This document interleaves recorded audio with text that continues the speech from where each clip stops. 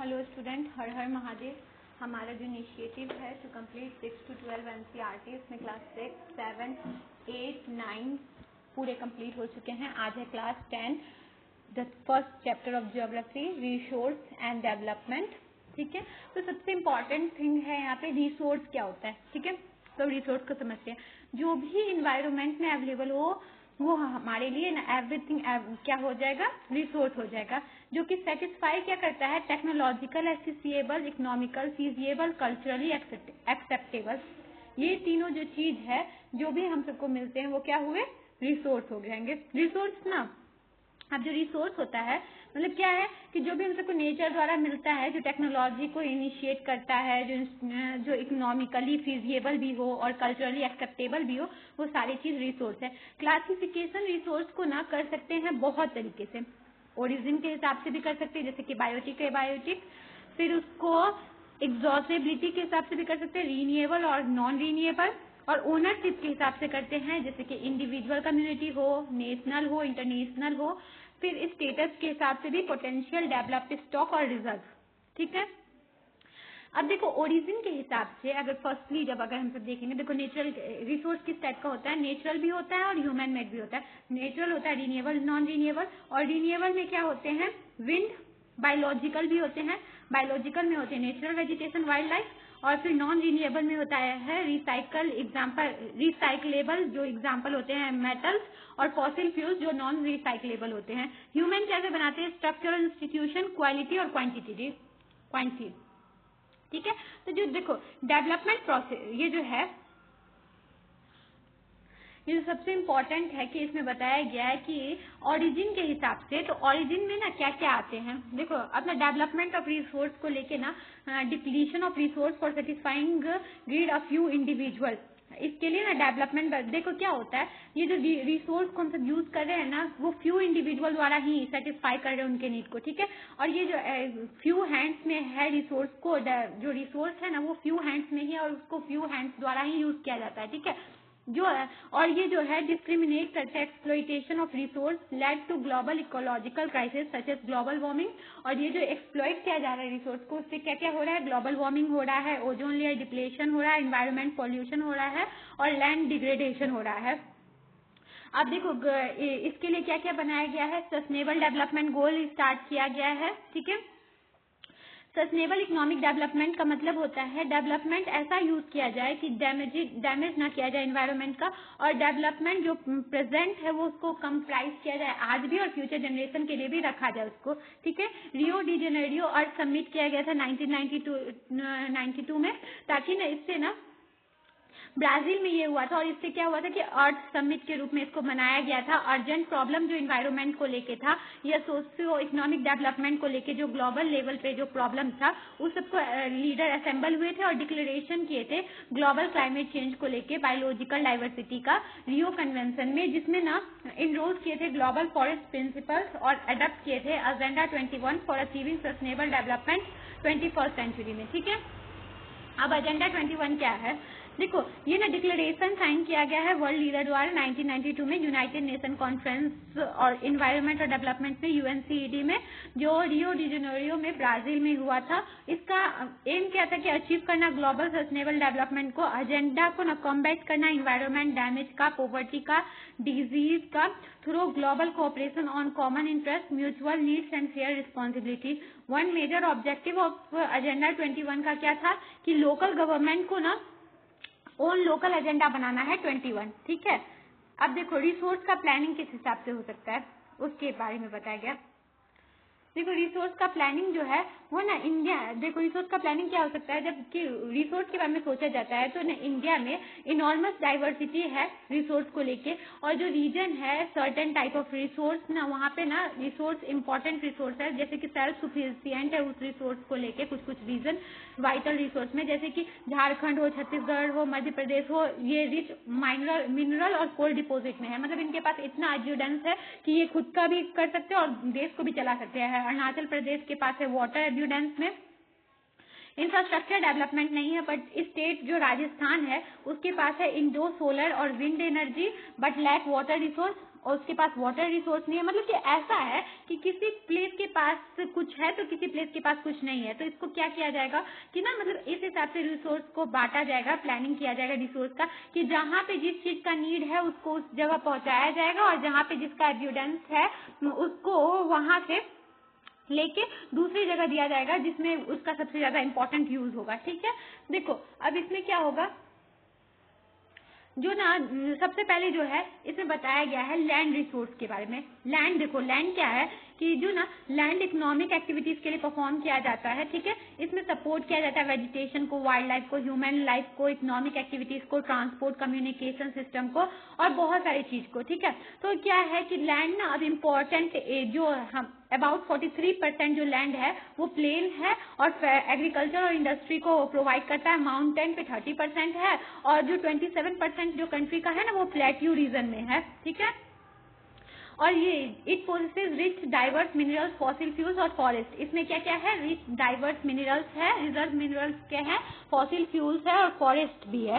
ठीक है, land utilisation किस हिसाब से हो सकता है, रिसोर्स लैंड जो है वो किस हिसाब से हम सबके पास फॉरेस्ट के रूप में है, कल्टीवेशन के रूप में नहीं है, जो है वो बैरन और वेस्ट लैंड है, नॉन एग्रीकल्चर लैंड है जिसमें बिल्डिंग, रोड और फैक्ट्रीज बना हुआ है, अनकल्टिवेटेड लैंड जो है एक्सक्लूडिंग लैंड फ्रॉम परमानेंट, जहाँ पे परमानेंट पेस्चर और ग्रेजिंग लैंड है, land under miscellaneous tree crops के अंदर जो है culturable waste land left uncultivated for more than 5 agriculture year. ठीक है, फैलो लैंड, अब देखो लैंड क्या है, current fallow left without cultivation for 1 और लेस देन 1 एग्रीकल्चर ईयर, मतलब कि ऐसा है कि वो ना उसको छोड़ दिया जाता है 1 साल या 1 से ज्यादा साल एग्रीकल्चर ईयर को, उसको बोला जाता है। और फिर कुछ है करंट फैलो जिसमें अनकल्टिवेटेड रहते हैं 1 से 5 ईयर तक। ठीक है, जो कुछ होते हैं जहाँ पे फिजिकली एक्सटेंट ऑफ लैंड है, क्रॉप्स हार्वेस्ट किया गया है और नेट सोन एरिया उसको कहा जाता है। यहाँ पे क्या होते हैं, यहाँ से जो क्रॉप हार्वेस्ट होते हैं उसको क्या कहते हैं, gross cropped area. Land use pattern India में किस हिसाब का है, देखो अब देखो लैंड को ना बहुत तरीके से यूज किया जाता है, चाहे वो टोपोग्राफी के लिए हो, क्लाइमेट, सोइल टाइप्स, इस चीज से ना लैंड ना ये करते हैं, क्या कहते हैं, वेरी करते हैं। ठीक है, और लैंड में ना क्या क्या होता है, पॉपुलेशन डेंसिटी रहता है, टेक्नोलॉजिकल कैपेबिलिटी होता है, कल्चर और ट्रेडिशन भी इससे जुड़ा हुआ है। ठीक है, तो देखो यहाँ पे बताया गया है कि किस हिसाब से लैंड का यूज होता है। ये देखो इतना जो पार्ट है ना ये फॉरेस्ट को लेके बताया जा रहा है। ठीक है, ये बैरन और अनकल्चरेबल लैंड है, फिर ये एरिया है नॉन एग्रीकल्चर यूज का, ये परमानेंट पेस्चर का एरिया है। ठीक है, ये एरिया है मिसलिनियस ट्री क्रॉप्स और ग्रुप्स जहाँ पे उगे हुए हैं। ठीक है, उसके बाद है कल्चरेबल वेस्ट लैंड है ये, फिर उसके बाद है फैलो अदर देन करंट फैलो है, ये करंट फैलो है, और ये नेट सोन एरिया है जहाँ पे उगाया जाता है। ठीक है, यहाँ पे मतलब जो जहाँ पे प्रोडक्टिविटी होते हैं वो नेट सोन एरिया है। ठीक है, अब इसके हिसाब से बताया गया है। अब देखो लैंड डिग्रेडेशन और लैंड कंजर्वेशन को लेके बात हो रहा है, तो लैंड डिग्रेडेशन और लैंड कंजर्वेशन किस हिसाब से बताया गया है कि ना जो हमारा जो लैंड है वो कैसे डिग्रेड हो रहा है, कि मतलब लैंड का जो परत है वो खत्म हो रहा है, किस किस वजह से, अनह्यूमन एक्टिविटी जो हो रहा है, ग्रेजिंग हो रहा है, डिफॉरेस्टेशन हो रहा है, माइनिंग हो रहा है, क्वीरिंग हो रहा है, जिससे लैंड डिग्रेडेड हो रहा है। तो हम सबको क्या करना चाहिए कि ना लैंड हम सबका कंजर्व हो सके। ठीक है, जो हमारा जो है जो ओवर बर्डनिंग है, कुछ ना स्केयर ट्रेसेस है जहाँ पे ओवर बर्डनिंग हो रहा है। ठीक है, जैसे कि झारखंड हो, छत्तीसगढ़ हो, मध्य प्रदेश, उड़ीसा में डिफॉरेस्टेशन हो रहा है जिससे वहाँ पे ना लैंड डिग्रेडेशन हो रहे हैं। जैसे कि राजस्थान, गुजरात और मध्य प्रदेश, महाराष्ट्र में देखा जाए तो ओवर ग्रेजिंग हो रहा है, कहीं पे हो रहा है डिफॉरेस्टेशन, तो कहीं पे ओवर ग्रेजिंग हो रहा है, कहीं पे हो रहा है ओवर इरिगेशन। तो इस वजह से क्या हो रहा है, लैंड को डिग्रेड हो रहा है और इसकी बहुत सारे प्रॉब्लम देखने को मिल रहा है। तो हम सबको क्या करना चाहिए, लैंड को डिग्रेड होने से बचाने के लिए, कंजर्व करने के लिए अफॉरेस्टेशन स्टार्ट करना चाहिए, ग्रेजिंग का मैनेजमेंट करना चाहिए। ठीक है, थ्रोनी बसेस लगाना चाहिए ताकि ना वो ना लैंड को पकड़ के रख सके, मतलब कि एरिड रीजन में। ठीक है, और वेस्ट लैंड और कंट्रोल माइनिंग एक्टिविटी को करना चाहिए, प्रॉपर डिस्चार्ज और जो इंडस्ट्रियल एफ्लुएंट और वेस्ट हो उसका प्रॉपर डिस्चार्ज करना चाहिए कि किस हिसाब से हो, और फिर उससे ना लैंड बर्बाद ना हो। ठीक है, अब देखो सोयल ना रिसोर्स के रूप में हम सबको कैसे काम आता है। देखो सोयल ना रिन्यूएबल नेचुरल रिसोर्स है, ये ना इसमें ही प्लांट्स ग्रो होते हैं और लिविंग ऑर्गेनिज्म जो अर्थ का है वो डिफरेंट टाइप से रहते हैं। ठीक है, सोयल ना लिविंग सिस्टम है, इसको ना मिलियन ऑफ ईयर्स लगता है सोयल को फ्यू सेंटीमीटर से बढ़ने में। ठीक है, पेरेंट रॉक होते हैं, बेड रॉक होते हैं, क्लाइमेट होता है, vegetation, other form of life जो होता है वो सब क्या होते हैं, सोयल पे ही रहते हैं। Various forces of nature such as change in temperature, action, running water, wind and glacier activities of decomposer, ये सब क्या करते हैं, सोयल कॉन्ट्रीब्यूट करते हैं फॉर्मेशन ऑफ सोयल में। ठीक है, देखो ये होता है टॉप सोइल, ये होता है सब सोइल, ये होता है सबस्ट्रम वेदर्ड पैटर्न रॉक मटेरियल और ये अनवेदर्ड पेरेंट रॉक मटेरियल है। ठीक है, अब इसमें बताया गया है कि ना सोइल ना इक्वली इंपॉर्टेंट है। सोइल को कंसिस्ट किया जाता है ऑर्गेनिक, ह्यूमस अगर डाला जाएगा तो सोइल बहुत ज्यादा, इनऑर्गेनिक मटेरियल भी डाला जाता है। ठीक है, बेसिस जो फैक्टर होता है इसका सोइल फॉर्मेशन का, कलर हो या थिकनेस हो, टेक्सचर हो, एज हो, केमिकल फिजिकल प्रॉपर्टीज हो, इसके हिसाब से सोइल डिफरेंट टाइप्स के होते हैं। ठीक है, तो सोइल का क्लासिफिकेशन बताया गया है यहाँ पे। ठीक है, तो कुछ कुछ सोइल होते हैं जैसे कि ऑलिवियल सोइल हुए, तो ये ना बहुत ज्यादा वाइडली स्प्रेड है सोइल। ठीक है, ये नॉर्थ प्लेन में मिलते हैं ऑलिवियल सोइल, और फिर ना ये डिपोजिट किए जाते हैं 3 इंपॉर्टेंट हिमालय रिवर में, जैसे कि हिमालय रिवर द्वारा, इंडस हो, गंगा हो, ब्रह्मपुत्रा द्वारा। ठीक है, ये ना गुजरात के नैरो कॉरिडोर में ऑलिवियल सोइल जो है वो फाउंड कहाँ किए जाते हैं, ईस्टर्न कोस्टल प्लेन जो डेल्टा होते हैं, पर्टिकुलरली महानदी, गोदावरी और कृष्णा, कावेरी इनको लाती है। ठीक है, ये ना बहुत ज्यादा इसका जो प्रपोर्शन है सिल्ट और क्ले का रहता है। ठीक है, इस ना रिवर वैली को बनाते हैं, इंडियन इनलैंड रिवर वैली को बनाते हैं। सोइल पार्टिकल जो अपेयर होता है बिगर साइज के, वो इसी से आते हैं। In the upper reaches of river valley near the place of break of slope the soil are coarse, तो यहाँ पे क्या होते हैं, सोइल कोर्स के रूप में होते हैं। कुछ मोर कॉमन प्रीडोमिनेंट प्लेन्स है द्वार, चाउस और टेराई। ठीक है, और इसी न्यू यही ऑलिवियल सोइल का ही ना जो कुछ कुछ पार्ट है, तो उसको पार्ट का नाम क्या है, भांगर और खादर। तो भांगर क्या होते हैं, ये ना ओल्ड ऑलिवियल सोइल होते हैं, और फिर खादर क्या होता है, ये ना न्यू ऑलिवियल सोइल होता है। भांगर का जो ये होता है ना पार्टिकल होता है, मोर फर्टाइल होता है, यहाँ पे बहुत ज्यादा उपज हो सकता है, और खादर का उसके हिसाब से कम होता है। ठीक है, ये ना बहुत ज्यादा फर्टाइल होते हैं, ये जो ऑलिवियल सोइल ही होते हैं वही बहुत ज्यादा फर्टाइल होते हैं, क्योंकि इसमें ना पोटेस होता है, फॉस्फेरिक होता है, फॉस्फेरिक एसिड होता है, लाइम होता है, जो कि ना बहुत ज्यादा इंपॉर्टेंट है किस किस चीज के ग्रोथ के लिए, शुगर कैन हो, पैडी हो, व्हीट हो, अदर सेरल्स हो, पल्सेस, क्रॉप्स हो, क्योंकि यहाँ पे हाई फर्टिलिटी एरिया में ये और डेंसली पॉपुलेटेड एरिया में ये पाए जाते हैं। ये ना अल्काइन होते हैं, मोर अल्काइन होते हैं ये फॉरेस्ट, ये सोइल, और ठीक है, ये इसका प्रॉपर ट्रीटमेंट और इरिगेशन भी होता है। अब देखो ब्लैक सोइल जो है ना, वो उसको रेगुलर सोइल भी कहा जाता है। ये ना कॉटन ग्रोइंग के लिए बहुत इंपॉर्टेंट होते हैं, और इसका ना क्या होता है, ये ना डेक्कन प्लेट में मिलते हैं। ठीक है, कहाँ कहाँ पे, महाराष्ट्र में हो, सौराष्ट्र में हो, मलवा, मध्य प्रदेश, छत्तीसगढ़, और साउथ ईस्ट डायरेक्शन में गोदावरी और कृष्णा वैली के पास भी। ब्लैक सोइल ना क्लेई मटेरियल के होते हैं, और इसका क्या होता है, इसमें होल्ड करने का मॉइस्चर, इसको होल्ड करने का इसका क्षमता होता है। ठीक है, इसको ना सोयल न्यूट्रिएंट होते हैं, कैल्शियम कार्बोनेट होते हैं, मैग्नीशियम, पोटास और लाइम होते हैं। ठीक है, देखो अब यहाँ पे बताया गया है कि देखो फॉरेस्ट है यहाँ पे। ठीक है, ऑलिवियल सोइल कहाँ कहाँ पे फैला हुआ है, देखो यहाँ पे इस पार्ट में ऑलिवियल सोइल फैला हुआ है पूरा। ठीक है, और यहाँ पे भी। ठीक, अब रेड सोइल देखो, रेड सोइल यहाँ पे पाए जाते हैं, रेड और येलो सोइल। ठीक है, इस पार्ट में, और यहाँ पे ब्लैक सोइल पाए जाते हैं। फिर लैटराइट सोइल कहाँ पाए जाते हैं, फिर यहाँ पे लैटराइट सोइल पाए जाते हैं। ठीक है, इस पार्ट में, और यहाँ पे भी। उसके बाद एरिड सोइल यहाँ पे पाए जाते हैं। तो मतलब बताया गया कि इंडिया में कैसे डिफरेंट टाइप के सोइल पाए जाते हैं, तो वो कहाँ कहाँ पे है सोइल टाइप जो है। ठीक है, अब देखो ये जो सोइल होते हैं ना, इसमें फॉस्फेरिक कंटेंट होता है ब्लैक सोइल में, और जब हॉट वेदर होता है ना, तो ये प्रॉपर यूज किए जाते हैं इसको। ठीक है, और इसमें ना sticky when wet and difficult to work on unless tilled immediately after the first over और during the pre monsoon period. जब तक प्री मानसून पीरियड नहीं होता तब तक इसमें ना काम करना बहुत ज्यादा ये हो जाता है, हार्ड हो जाता है। इसके बाद है रेड और येलो सोइल, ये ना इग्नियस रॉक से बनते हैं। जब लो रेनफॉल होता है तो ईस्टर्न और सदर्न पार्ट में डेक्कन प्लेट्यू में ये बनते हैं। ओडिशा, छत्तीसगढ़, सदर्न पार्ट जो होता है मिडिल गंगा प्लेन का, या वेस्टर्न घाट में ये पाए जाते हैं। ये ना क्या करते हैं, ये रेडिश कलर के होते हैं, क्योंकि इसमें आयरन होता है, आयरन क्रिस्टलाइन होता है, और मेटामॉर्फिक रॉक से ये बने होते हैं। येलो कब ओकर होता है, जब हाइड्रेट फॉर्म में आते हैं, तब ना ये येलो की तरह दिखने लगते हैं। अब देखो लेटराइट सॉइल, ये ना लैटिन वर्ड से मिला है, ठीक है। इसका मतलब होता है ब्रिक। ये सॉइल का ना क्या होता है, ये कहाँ कहाँ मिलते हैं, ट्रॉपिकल और सब ट्रॉपिकल रीजन में मिलते हैं।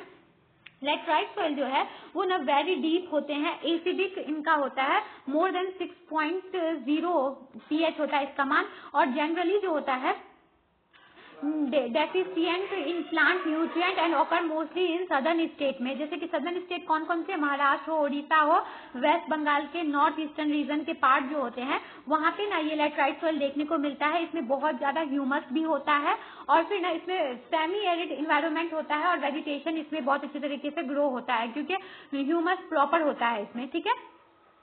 इसको ना इरोजन और डिग्रेडेशन के लिए ना बहुत ज्यादा प्रोन होता है ये। After adopting appropriate soil conservation techniques particularly in the hilly area of Karnataka, Kerala and Tamil Nadu, the soil is very useful for growing T and coffee. तो ये क्या होता है, ये सोइल ना वेरी यूजफुल हो जाता है इस कर्नाटक हो, केरल, तमिलनाडु के पार्ट में ना यूजफुल हो जाते हैं टी और कॉफी ग्रोइंग के लिए। रेड लेटराइट सोइल जो होते हैं तमिलनाडु, आंध्र प्रदेश और केरल में मोस्ट सुटेबल होते हैं। कैश्यू नट जो नहीं होता, काजू होते हैं, काजू के ना जो काजू को जब प्रोड्यूस किया जाता है काजू क्रॉप को, तो वहां पे ना वो रेड लेटराइट सॉइल बहुत इंपॉर्टेंट सस्टेनेबल होते हैं, ठीक है। अब एरिड सॉइल क्या होते हैं, ये ना रेड टू ब्राउन कलर के होते हैं, ये ना टेक्सचर और सलाइन नेचर के होते हैं, इसमें साल्ट कंटेंट होता है। जो साल्ट होता है ना ये इवापोरेशन ऑफ वाटर से होता है। ये ड्राई क्लाइमेट, हाई टेम्परेचर और इवापोरेशन वाले एरिया में मिलते हैं, ठीक है। ये kankar because increasing calcium content downward, kankar layer formation in the bottom horizons restrict the infiltration of water. इसमें कंकर होते हैं ना तो इनफिल्ट्रेशन ऑफ वाटर को ना रोकता है बॉटम हॉरिजॉन में, ठीक है। आफ्टर प्रॉपर इरिगेशन, ये अगर प्रॉपर इरिगेशन इसमें किया जाए तो इसको कल्टिवेबल बनाया जा सकता है, और ये कहाँ मिलते हैं, वेस्टर्न राजस्थान के पार्ट में मिलते हैं। अब इसके बाद है फॉरेस्ट सॉइल, ये कहाँ है, ये ना जहाँ पे सफिशिएंट रेन होता है, फॉरेस्ट में अवेलेबल होते हैं, माउंटेन्स एरियाज में।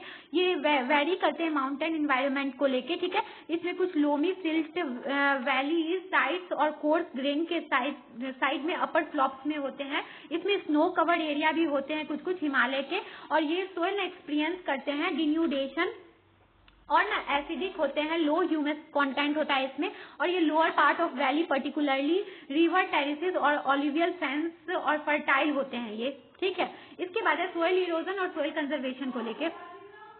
देखो सोइल इरोजन क्या होता है, ये ना सोइल कवर होता है, सब्सिक्वेंट वॉशिंग जब हो जाता है ना इसका तो सोइल इरोजन होना लगता है, ठीक है। ये जो प्रोसेस होता है सोइल फॉर्मेशन का, वो इरोजन गो सिम्युलेटनसली और generally there is a balance between two. तब जब इरोजन होता है तो फिर ना ये दोनों प्रोसेस एक साथ चलता है। कुछ कुछ ऐसा होता है जो ना ह्यूमन जो एक्टिविटीज जैसे कि डिफोरेस्टेशन हो, ओवरग्रेजिंग हो, कंस्ट्रक्शन हो, माइनिंग हो, ये सब क्या करते हैं, या फिर नेचुरल जो चीज हो, ये तो ह्यूमन मेड है, डिफोरेस्टेशन हो चाहे ओवरग्रेजिंग, कंस्ट्रक्शन, बट कुछ कुछ नेचुरल चीज भी होते हैं जैसे कि विंड, ग्लेशियर और वाटर लीड ना करते क्या करते हैं, इरोजन करते हैं। और ये ना क्या करते हैं, क्लेई सॉइल जो होते हैं डीप चैनल के, उसको ना गलीज के जो होते हैं उसको अनफिट कर देते हैं कल्टीवेशन के लिए और बैड लैंड बना देते हैं।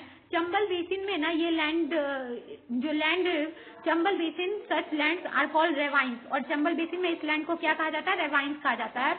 कुछ कुछ वाटर फ्लो करते हैं seat over large area down a slope, in such cases the top soil is washed away, और इसमें क्या होता है, वॉश्ड हो जाता है टॉप सोइल, ठीक है। This is known as sheet erosion, और इसको क्या कहा जाता है, सीट इरोजन। विंड ब्लो करता है लूज सोइल ऑफ फ्लैट और sloping land known as wind erosion. Soil erosion is also cause due to deficit method of farming, plugging in wrong way. अब देखो रॉन्ग वे से अगर plugging भी किया जाएगा ना, अगर डेफिसिट किया जाएगा मेथड का यूज किया जाएगा इरोजन को लेके फार्मिंग का, तो उसकी वजह से भी सोइल इरोजन होगा। इससे भी सोइल इरोजन को मतलब कि क्विक फ्लो हो जाता है इससे सोइल इरोजन का, ठीक है। तो इसमें क्या होना चाहिए कि काउंटर लाइंस बनाना चाहिए वाटर प्लगिंग का, जिसको काउंटर प्लगिंग कहा जाएगा। ऐसा ऐसा स्टेप यूज किया जाना चाहिए, टेरिस कल्टीवेशन किया जाना चाहिए ताकि रिस्ट्रिक्ट कर सके इरोजन को। वेस्टर्न और सेंट्रल हिमालय में वेल डेवलप्ड टेरिस फार्मिंग होना चाहिए। Large field can be divided into strip, और जो स्ट्रिप ऑफ ग्रास होते हैं left grow between the crop. This break of the force of the wind, ये क्या करते हैं, विंड के जो फोर्स होता है हम उसको ब्रेक करते हैं जब स्ट्रिप बनाया जाता है। तो इस मेथड को क्या कहा जाता है, स्ट्रिप क्रॉपिंग कहा जाता है। Planting lines of trees to create shelter also work in a similar way, जब प्लांटिंग लाइन किया जाता है तो भी ना ये ना उसी हिसाब से काम करते हैं शेल्टर बनाने के लिए। Shelter belts have contribute significantly to the stabilization sand dunes and is stabilizing the desert in western India। तो इसमें क्या होता है, वेस्टर्न घाट में ना ये स्टेबलाइजिंग होते हैं, ठीक है। तो इसमें बताया गया है कि किस किस हिसाब के सोयल होते हैं और उसको कंजर्व कैसे किया जाता है। ह्यूमन रिसोर्स में जो सोयल है, सबसे इंपॉर्टेंट सोयल के बारे में बताया गया। सोयल जो ह्यूमन रिसोर्स के रूप में हम सबको मिलते हैं, तो उसको रिसोर्स को ना कैसे प्लान किया जाता है, कैसे इसके प्रॉब्लम को सॉल्व किया जाएगा, ठीक है। तो इस चीज के बारे में इस चैप्टर में बताया गया है। ये चैप्टर अच्छे तरीके से समझ में आया तो सारे इसके क्वेश्चन आंसर को सॉल्व करना है, ठीक है। अगर आपको कोई भी डाउट हो तो आप कमेंट पे पूछ सकते हैं। I hope you understand. Thank you.